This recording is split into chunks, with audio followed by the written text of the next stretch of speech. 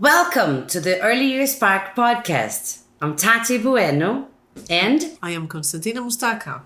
And today we are carrying on with the developmental milestones. And today we're going to talk about 3 to 5.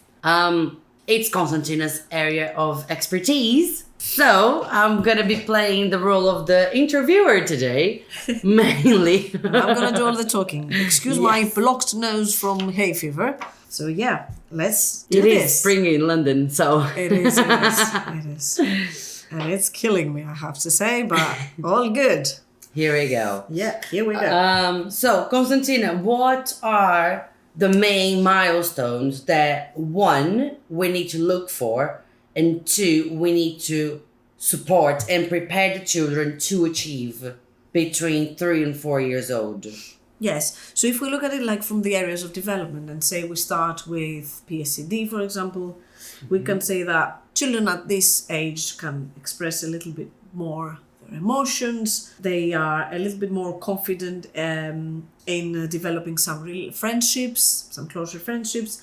They start enjoying the company of others. So you don't see like very solitary play, but you start seeing playing in small groups. And is this when we start seeing the best friend language coming out of the children? Exactly. Oh, this little one is my best friend. This one is my best friend. And then they get sad because the best friend doesn't reciprocate. Yes, And we start having a little bit of drama in our relationships, right? You also might have in a day like 4 maybe best friends because they change every hour a bit, like something like that. And they'll come to the teachers as well. You're my best friend. Of course. Yeah, it's the best thing in the world. But yes, because they start exploring this part of the relationships and like being with others, and they enjoy it more than the younger ones. So they're more confident in the social situations and they have more friends. That's true. In terms of PCD, we can say that these are the things that you see more. We don't see a lot of tantrums from 3 because do they understand more their feelings so they are able to communicate a bit more? Do they have more emotional literacy? What would be the scenario? A little bit more, yeah. It depends, of course, on the environment that they are in and how much people around them are using that emotional language. But they start being a tiny bit more empathetic, let's say, and like feeling about others. They start getting more into taking turns, following some rules when playing games. So they start getting this idea that it's not only me in the world, there are other people around me. So we are together and we're doing things together and we play together and it's actually nice. It is. It really is. Yeah. And then you have, if you go to physical development and you look at them like outside, they're more like energetic. They need space and movement. Yes, exactly. Those big moves that they need for later fine motor skills that are starting to grow. There's a lot of running, there's a lot of jumping, climbing. They're obsessed with climbing. Yes, exactly. And jumping far away, and everything's a competition, isn't it? Yeah, even skipping and like getting on bikes and being careful about things that are around them. Building, of course, with all the things that you can find outside. It's a very exciting stage, I have to say, in terms of physical development. They are also more independent now. They go to the toilet by themselves and they are more... They eat by themselves and they're able to tidy up, right, after themselves. To eat, to dress independently. Some of them actually really enjoy it and they say, yeah, I'm going to do it. They don't want any help. No. There's a lot of the refusal of the help, and sometimes I just observe interactions with the children at this stage of the nursery. And I can see the parents being like, their face is dropping when the child just refuses help, and because they're so independent, they don't need, it's like, there's a feeling that they don't need me anymore. Yes. But it's so good for them because they still need you in other aspects. Exactly. It's just not, they don't need you to do things for them, but they need your support still, right? Exactly. They need you there. They need you praising them for every step of the way. Sometimes the ones that struggle, they need you there to just find a way for them not to struggle. Let's say counting or like just giving them the space and the time that they need. And taking it slowly and step by step. So yeah, they have to, like, parents are very important to be there. Doesn't matter if they do it for the children. They don't have to do that. Children want to do it themselves as they grow up. So the role becomes more advisory. Yes, Than like praising and all that, than anything else. Yeah. And then if we go to the very important bit about communication and language, we say that they have now 45, the 3-year-olds have 45 word sentences. They remember lots of lyrics from songs that you're singing together. They have all this language of like talking in plural, and they have around like 800 to 1,000 words by that stage. And they get 2-part instructions. If you give them, let's say, can you put this one in the box and then put the box on the shelf? They get it more at this stage. They love and use all the time the nursery rhymes and the songs and the singing. And the stories. They're obsessed with the stories. They can remember more. Oh, yes. Stories, they can remember, right? As you said, memory is important now. Like they recall past events, what has happened before. If the lyrics, when you said about lyrics, like when they hear the lyrics and if something is wrong, the child will tell you. So it's a nice game to play. Like if you change the lyric and say like a funny one, they say, no, it's that one. So they correct you. And they chat a lot about events, things that are happening, either like during their play or when they go on holidays or on the weekends and things like that. Things that happen at home. That. Yeah, they love that too. I think I just want to make a point here that yes, of course. It's important to parents to understand how to not just support but talk to the children about these events, because and sometimes the usual question of how's your day, what did you do, won't be interesting enough, and you won't get a lot of the children, even though they're more talkative and ready to tell stories. Because to be fair, it's a very general question, isn't it? It is, right? Make it more specific, and then they will be more willing, I think, to reply and talk about it. Yeah, so like who did you play with, or who sat next to you at lunchtime? Yeah, and what was for books lunch? Did you read? Like be very specific in your questions, and then or make a comment and let them then talk and avoid interrupting them. Yes. Because it can be quite not just annoying, because it's annoying for every person. Yes. But also you interrupt their thought process, and you will be lost because the structure is not fully formed yet. Exactly. Right? Exactly. So give them the time and just step by step ask them a little bit of a question. And one we found that is very nice is when we encourage parents to send things that they do on the weekend, send pictures and stuff. They love talking about. Oh my God, they won't stop. Yeah. Yeah. So that you just show them to their friends, and they want to talk to them about what they did and where they went and who was there with them. So it's a very good language opportunity, that part of what parents can do with the pictures from the weekends and the holidays. So yeah, and they like listening to stories a lot at this time and talk about what is happening in the stories. So it's a good opportunity for parents to increase, let's say, reading at home with them. Again, as you said, it's not about just reading the story to them. It is a good thing, yes, of course, but it's also like to let them do the talking, like open the book, look at the pictures and see what comes out of them, and then build on that. Yes. Even if it doesn't necessarily is the same story. But that's even better, isn't it? Exactly. Because they're creating, their imagination is just running wild, and it's building, and it's encouraging imagination, creativity, it's encouraging language. Exactly. All of it is really important. So I often say that letting the child tell a story is more important than reading a book. The book is just a tool to build on all of that. A great tool, yes, of course. But yeah, parents need to just be there with the children, and whatever it is that comes out of that, just enjoy the moment and be there, and it will lead you to amazing things. Yeah, and just comments are always better than questions. Yes.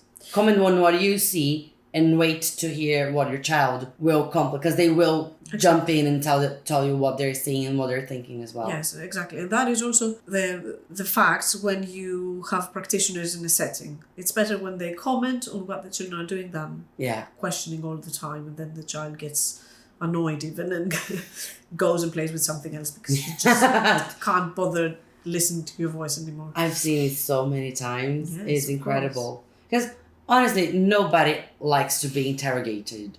And even though it's not our intention, it is what we can do sometimes. Yeah. Asking many questions and about this, about that, and trying to get them to follow what we want instead of following what they're doing. Exactly. So they will disengage quite quickly if we do that. Yeah. Whereas if you do one little comment, then they will start chatting about what they're doing, explain, blah, blah. So it's going to take you in a completely different place. Yeah. And then... They love pretend games as well, don't they? Yes, they go into fantasy play. Because as you said, there is an imagination overload at this time. Yeah. And they talk also about fears and about scary things and the unknown. So these things start coming into place, and good and bad. Mm-hmm. So all of these things... these complex part of concepts start to make sense, not make sense, but they start to tap into that now. Yes, exactly. Do they start like dreaming and have bad dreams, and then that would interfere as well? They have some terror, some fears that are coming out in the form of a dream and bad dream. And it's all part of the process. It's all part of realizing what is bad, what is good. To them, and then superhero play comes in the picture as well, and you can see them going into that, because that's about good and bad, isn't it, as well. I'll ask you a personal question. We'll see. We can decide later if we keep it in or not. Okay. How do you feel about the good and bad and the superhero play in such an early stage? Well, that's a good question, actually.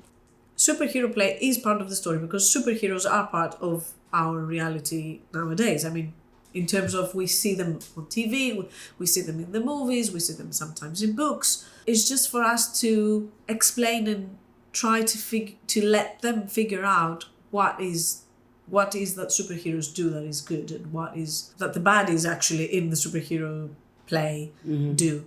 And just let them figure out the good and bad. So it's not a bad thing.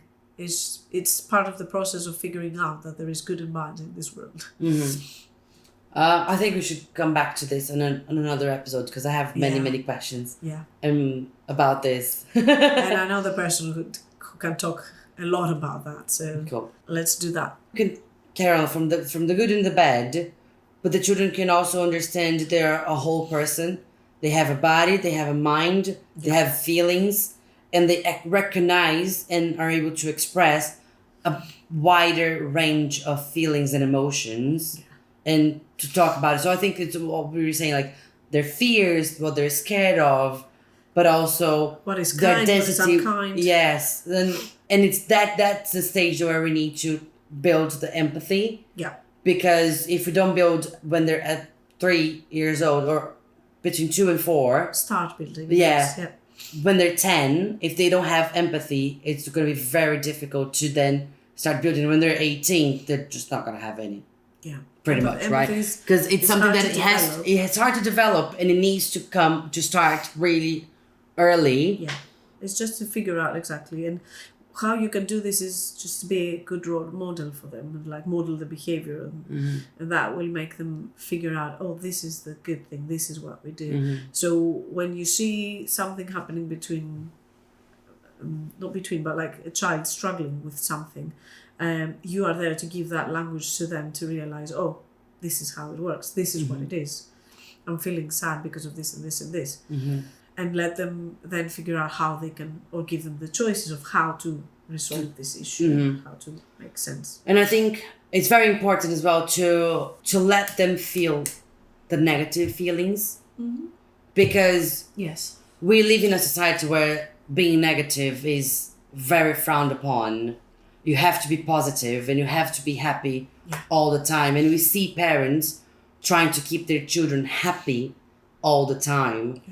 But that doesn't eliminate negative feelings. Like that movie Inside Out, for me, is the best one that you can erase. Exactly. That is not life. And life is sad as well. Life has... Things happen. Yeah. And if you don't teach them the coping skills, they won't be prepared. Yeah. So shielding them from negative experiences or negative feelings, you're doing them a disservice, really, because you're not preparing them for the struggle and mostly dealing with them and dealing with it. Yeah, because then they will. That's when they will, like, later in life, they will find different coping mechanisms. Yeah. Because it is. I might be a bit harsh on this, but it is a type of neglect, and because you're just. But because it's an emotional abandonment. Yeah. Because you leave the child alone to deal with that themselves, and they don't have the tools for that. Mm-hmm. Sorry if I'm getting a bit passionate about it. No, go for it. But they don't have the coping mechanisms because you're not giving it to them, because you're forcing them to be happy at all times. Because they're only accepted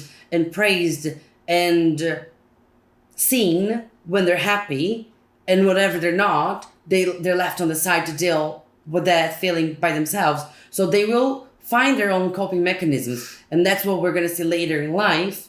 Other problems appearing. Yeah. Because people develop their own coping mechanisms because they didn't have the tools to deal with this. So it is very, very important to allow the children to feel every feeling. Yeah, to actually see reality, because that's reality. Yeah, and be there. To face it. Be present to work it through together. Not exactly. Because that's when they feel safe, they feel secure, and they will come to you, and you will see a lot less. Because not that they won't get sad, but they won't struggle with the negative feelings for a long time, because they will know how to resolve this, and they know where to go to. They have to have this support and this adult that will be there for them, and they will then realize that this is what I need to do, this is how I deal with it, this is how I go through this process, and then in my later life, that's how I'm going to deal with it. Mm-hmm. Exactly. Yeah. All right, moving on. Yeah. And just to say that there are also a lot of numbers in their lives. They can recite some of them. They also have some, let's say, recognition of 0 to 5. They can count objects, and they start having what we say one-to-one correspondence, so counting each object by pointing at it. Mm-hmm.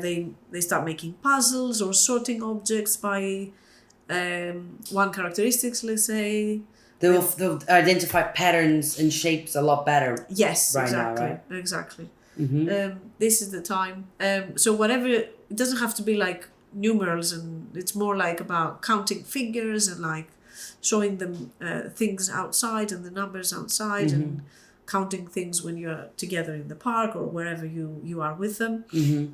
So I think on the course that we're doing, this week we were talking about maths, and then there was a clip that was very interesting that it's everywhere. There was a childminder just walking on the road with children, and they were talking about the distance. Yes. The size of a ladder, yes. And how the child, my daddy has a bigger ladder, so understanding the concept of like sizings and it's all the language that comes from everyday things. Yeah, so you don't need to be sitting at a table doing numbers we're doing maths. No. Math is literally everywhere. Exactly, and all the time and all around in whatever you do. That's the early years professional development program, right? Yes. So yes. Exactly. It's like going on a little outing with the children. If you're working at a nursery, that gives you so many opportunities to talk about maths in general and numbers in particular. And if you, as you said, you're a parent and you just go shopping, oh my goodness me, how many things you can. Yeah. And with all these different shapes of the vegetables and different colors of the vegetables and all the things, that a million conversations that can come up, and you give them that mathematical language, as we were saying before with the emotional language. You give them the mathematical language that they can use, and give them the idea of that, the concepts of maths all around in their everyday life. Cooking is also something great for maths, because you're talking about measurements, you're talking about quantities, the order following a recipe. Yes, there's a pattern there. So exactly. So you can have the recipe printed out, have like big numbers clear there, or like even like images, so they can have the visual of how many spoons they need to put in. Yes. And the ingredients, and it's so exciting as well for them because it's hands-on. They are doing it. They are actually doing it. Yeah. That's another great opportunity. I think that's the most important thing on this stage, that everything has to be hands-on. Yes. Because it needs to make sense, and they will only make sense if they're doing something with it. Because it's quite tricky to explain a concept. Yeah. But if they're doing it and you're talking through it, then things make sense and come together, and they will understand it. Now that you said that, it's like me. I am like that. I am like a child, I have to admit. I learn better when I do it than when someone tells me, or if I read it somewhere. It doesn't stay in my mind as much as when I do it, actually go and do it in practice. Because you're experiencing it. Yeah. Right? And then your brain's not just developing the memory of a concept, but it's an experience. So it's something that you lived. Step by so step. So it's there. Yeah. You remember the steps and you remember what you did exactly. Yeah. True. And then they love, of course, music, if we go to that then. Yes. And that is quite linked to the numbers as well, because there are so many songs related to numbers, so counting backwards and everything. So they love music, they love rhyming, they love rhythm, they love movement. So all of that together, and they are happy. Children are happy when they move, and they are happy when they sing. Yes. Oh my God, it's amazing. So it's really nice when you have like a little guitar at the nursery, or someone who can play an instrument, take advantage of it and use that person, because that experience will also help the children a lot. Because if you think of it, music is maths, because there's the rhythm, there's a pattern. Yeah. There's like, you have to follow the note and all that. So it's maths, it's creativity, it's art, it's language. Exactly. It's emotion. It's well-being. It's well-being. It's everything. Yes. It's like you can cover all 7 areas in one song. Yes, exactly. And as we said, like, their well-being is very important. And as with adults as well, it's not only for children. Yeah. When we listen to music, we are in a better place. Like when we sing a song or we listen to a song, we're in a better place. It helps us a lot. So we need to use that music with the children as much as we can. And I have seen that it works even with trivial things like tidying up. If you don't have to sing like the tidy up song necessarily, but if you sing what you want them to do, let's say, but in a singing voice, then it works miracles. Like the children are, I don't know, they're mesmerized. There is quiet in the room because they listen to what you have to say. They're paying attention. But they're also doing it at the same time that you are saying. Yeah. And then it happens. Fun. So it's fun as well. Yes, exactly. It's fun and it's fun, and it's a good transition tool, I would say. If you work through transitions, it's very nice because they move smoothly with the music and they go and do it. So it's amazing. It works. It's what we were saying. It's a pattern and it's a rhythm. Exactly. So they get into the rhythm. Yes. They follow that. So it will also obviously also determine the energy of the room. Because if you're going with a loud, very excited music song, the children will get there. But if you go with a relaxing music and a relaxing singing voice, and then they will follow that too. Yeah. I love music. Yeah. Who doesn't? It's fantastic, isn't it? And before we mentioned pretend play, I forgot to say that they really like at this age to also make the props themselves. Yes. That they will then use. They either find them outside or inside the room, and they pretend something is something else.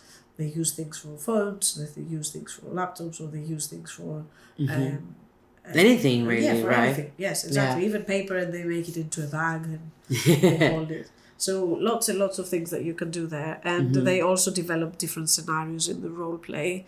And it's very nice to see how their imagination works at that time. I was reading as well that they struggle to separate reality from fantasy. Yes. So sometimes like we can think that they're lying. No, they're not. They're just like in their mind. They're in the fantasy. Yeah, they're creating a story. But they put real things in there as well, so you don't know where it starts and where it ends. Yeah. So kind of. When we were little, my sister had this habit of telling us what she was dreaming of. Yep. So I think I was about 8 or 9. So she was about 4 or 5, if that. So she would come, I had a dream last night. Amazing that she remembered. So we don't know if she actually remembered. Yeah. Or if she was just, I see. But like, she would sit there and tell her dream for about 20 minutes. Oh, wow. And then it kept going and getting more like fantastic and bigger. And like, oh my God, like, did that really happen? She's like, yes. And then this and then that. Like, she would go on forever. Yeah. Telling about her dreams. Because we always talked about our dreams at home. So my mom always remembered her dreams. So she would share with us. I always remember my dreams. So I don't know if she was just copying us or she actually remembered. I don't know if even she would be able to confirm that now. But see, that's an amazing opportunity that you had with your mom in like language and talking about things that you dreamt or not.